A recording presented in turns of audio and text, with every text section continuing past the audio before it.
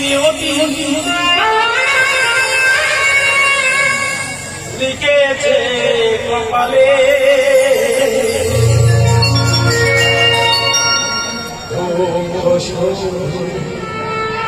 হয়ে যাব ভাসব নয়ন জলে হয়ে যাব ভাসব নয়ন জলে আশায় বসে থাকি আশায় বসে থাকি তোমায় পাব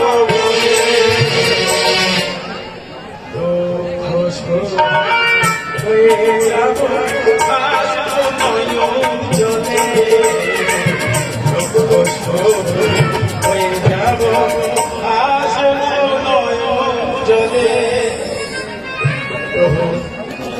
তোমার পাওয়ার লাগি প্রত্যেকদিন আমাদের আশ্রমে 5,000 ভক্তের সেবা দিই।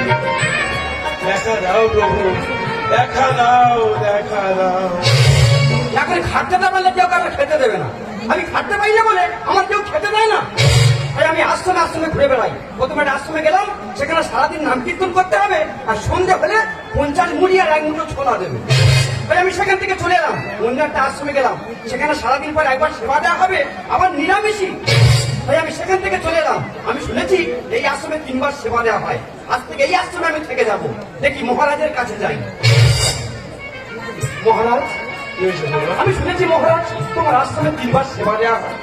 কিন্তু আজ তোমার আশ্রমে কোনো সেবার ব্যবস্থা নেই। কেন মহারাজ? আজ যে একাদশী। হ্যাঁ, তাই আমার 5,000 ভক্ত সবাই উপবাস থাকে। কিন্তু মহারাজ আমি যে 3-4 দিন কিছু খাইনি মহারাজ। কি একটা ব্যবস্থা করো মহারাজ। তুমি 3 দিন কিছু খাওনি? না। ঠিক আছে, আমি তোমার সেবার ব্যবস্থা করে দিচ্ছি, কিন্তু আমার এখানে কোনো রান্না করে যাবে না আজকের একাদশী। তোমাকে আমি চাল ডাল দিয়ে দিচ্ছি, তুমি চাল ডাল দিয়ে সিন্ধু নদীর তীরে চলে যাও। ঠিক আছে মহারাজ। দাঁড়াও, আজ যে একাদশী, তারপর তুমি সেবা করো। সেবা করার আগে ভগবানকে ডেকেই সেবা করো। ঠিক আছে মহারাজ, আমি আসছি। প্রভু, তুমি আমাকে ক্ষমা করো।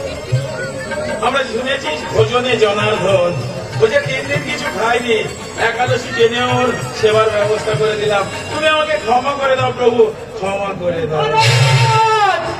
মহারাজ আমি রান্না করেছি মহারাজ, আর তোমার কথা মতো আমি ভগবানকে ডেকেছি, কিন্তু ভগবান এলো, ভগবানের বউ এলো, আবার ভগবানের সৎ ভাইকে নিয়ে চলে এলো। ভগবান এলো, ভগবানের বউ এলো, ভগবানের সৎ ভাই এলো। হ্যাঁ মহারাজ, আমার সব ভাগ খেয়ে চলে গেছে মহারাজ। বুঝেছি, তুমি তোমার বাড়িতে স্ত্রী পুত্র আছে, তাদের জন্য কিছু সেবা করো। না মহারাজ।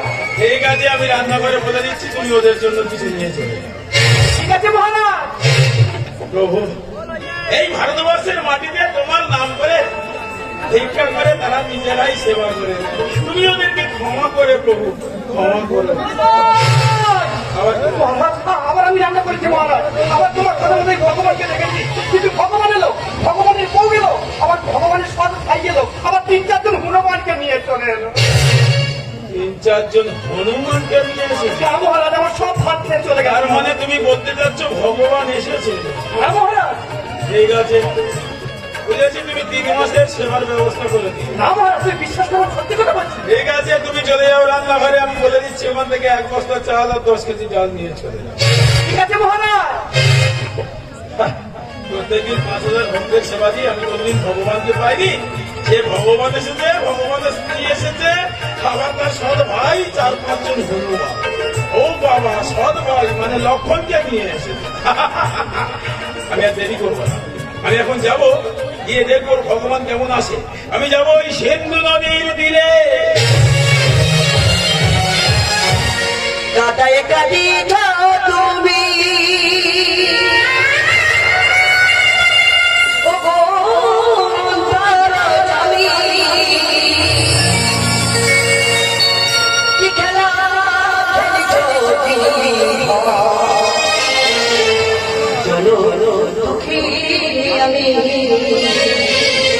চলো দুঃখী আমি রাধা একা দিয়েছ তুমি আমি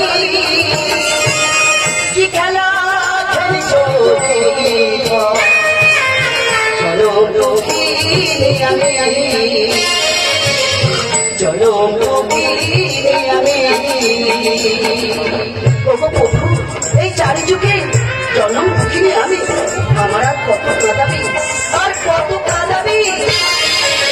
ভালোবাসা আশা খেলা তুমি চিরমনে হৃদয় মাঝে বিরাজ, তুমি জগৎ স্বামী। ভালোবাসা আশা খেলা তুমি চিরমনে হৃদয় মাঝে বিরাজ, তুমি জগৎ স্বামী। চরণ তলে নয়ন জলে, চরণ তলে নয়ন জলে আমি অভাবী। কি খেলা খেলিছ গোপীঠ, চরণ দিলে আমি, চরণ দিলে আমি, চরণ দিলে আমি। আজ ভগবানের ডাকি, আজ যে ভগবান কাজে, তাই ভগবান আমাকে পাঠিয়েছে রান্না করার জন্য। কি হলো, তোমার রান্না হয়ে গেছে? রান্না হয়ে গিয়েছে। আমি তো তিনবার রান্না করে তোমার ভগবান তো খেয়ে চলে গেল। এবার ভগবানকে ডাকো। ডাকো ডাকো, তুমি ভগবানকে ডাকো। ওই তোমার ভগবান কোথায়? এ কি মহারাজ? হ্যাঁ, আমি দেখতে এলাম তোমার ভগবান এসেছে, 4-5 জন হনুমান নিয়ে সব কোথায় গেল? হ্যাঁ হ্যাঁ, আমি এখনই ডাকছি, এখনই ডাকছি। জানো প্রভু, তুমি এসো প্রভু, আমি যে তোমার জন্য সেবার ব্যবস্থা করেছি প্রভু। তুমি না সেবা করলে আমি যে সেবা করতে পারবো না প্রভু। তুমি এসো প্রভু, তুমি এসো। আসেনি না, আসবে না। ঠিক এইভাবে আমার আশ্রমে প্রত্যেকদিন 5,000 ভক্ত তাদেরকে ডাকে, কোনোদিন ভগবান দেখা দেয়? মহারাজ, আমি সত্যি কথা বলছি মহারাজ। চুপ করো, সত্যি কথা বলছি। তুমি একটা বিশ্বাসঘাতক, তুমি একটা চোর। এই, আমি বলছি তুমি একটা বিশ্বাসঘাতক।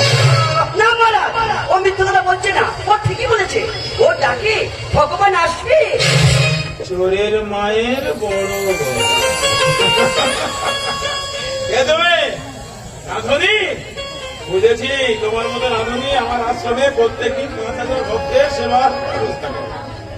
আর সে কোনোদিন দেখতে পাইনি ভগবান। কেন মিথ্যা বলছো? চোরের হয়ে সবাই গেছো? না মহারাজ, হ্যাঁ? আমি সত্যি কথা বলছি মহারাজ। ডাক তোর ভগবানকে। আমি ডাকছি প্রভু, তুমি দেখা দাও প্রভু। তুমি না দেখা দিলে মহারাজ যে আমাকে চোর বলছে। তুমি না দেখা দিলে মহারাজ যে আমাকে বিশ্বাসঘাতক বলছে। তুমি দেখা দাও প্রভু, দেখা দাও। ভক্ত, শোনো ভক্ত, তুমি যে এক মনে এক ধ্যানে আমাকে ডেকেছো, আমি তাই তোমাকে দেখা দিয়েছি। আজ যে আমি তোমাকে দেখা দিতে পারবো না। কেন প্রভু? তোমার সম্মুখে যে মহারাজ দাঁড়িয়ে রয়েছে, ওনার মধ্যে যে লোভ লালসা কাম হিংসা লুকিয়ে আছে, তাই তাই আজ আমি তোমাকে দেখা দিতে পারবো না।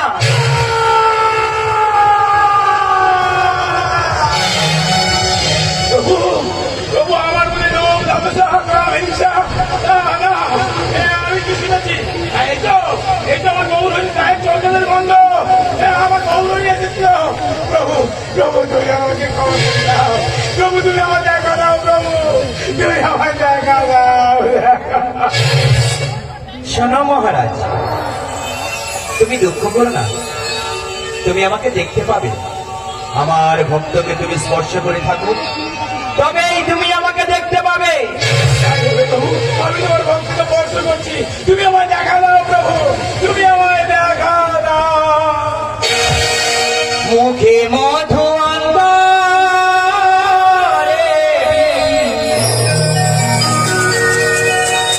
মুখে মধু অন্তরে,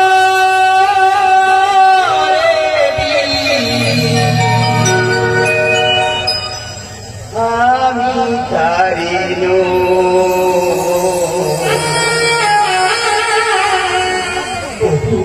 ভালোবাসা যে বেঁধেছি, আমি তারি প্রভু,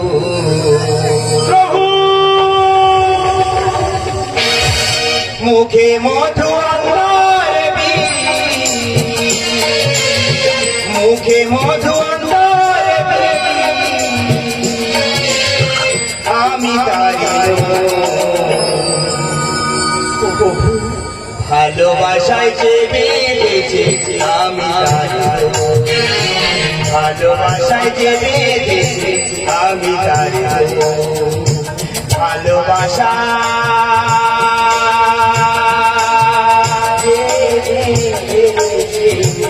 আমি তারি শোনো মহারাজ, আমি আসলে বলবি তোমার ছেলে আমার কাছে পাঠিয়ে দিচ্ছি, তুমি তাকে চিনতে পারোনি গো, তুমি তাকে চিনতে পারোনি। তুমি প্রভু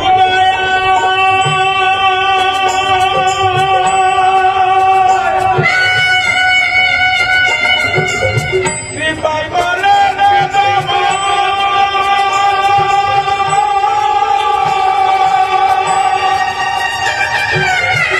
তবু বলে থাকে যেন আমাদের ভজনে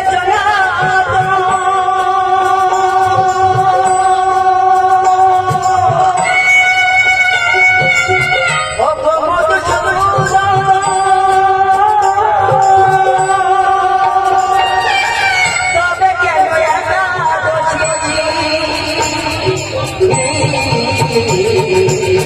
না করিবে তোমায় কি খেলা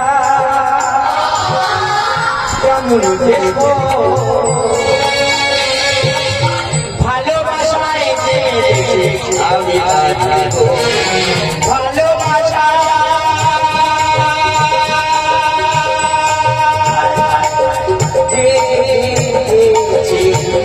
আমি তারি প্রভু প্রভু আমার লোভ লাভের সংগ্রাম হিংসা হতে আমি কি করে মুক্তি পাবো প্রভু? এই মুক্তির পথ বলে দাও প্রভু, এই মুক্তির পথ বলে দাও প্রভু।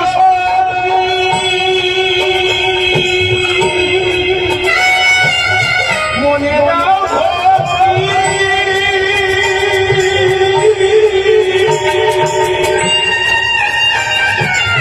তব পদে থাকে না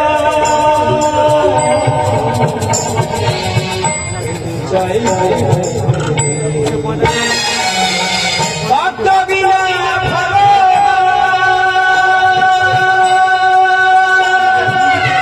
পায়নি যখন প্রাণ।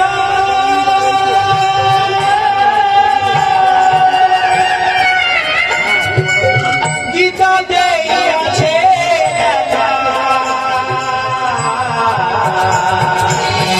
আমি তার জনম দুঃখিনী আমি জানি জানি জনম দুঃখিনী আমি জানি জানি হরি সাধনের ভাষা ভালোবাসায় রো ভালোবাসায় যে বেঁধেছে আমি তারি মুখে মধু অন্তরে মুখে মধু অন্তরে আমি তারি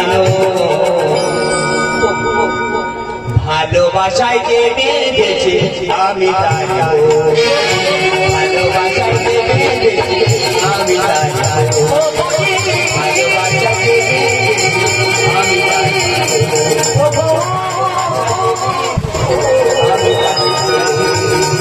ভালোবাসা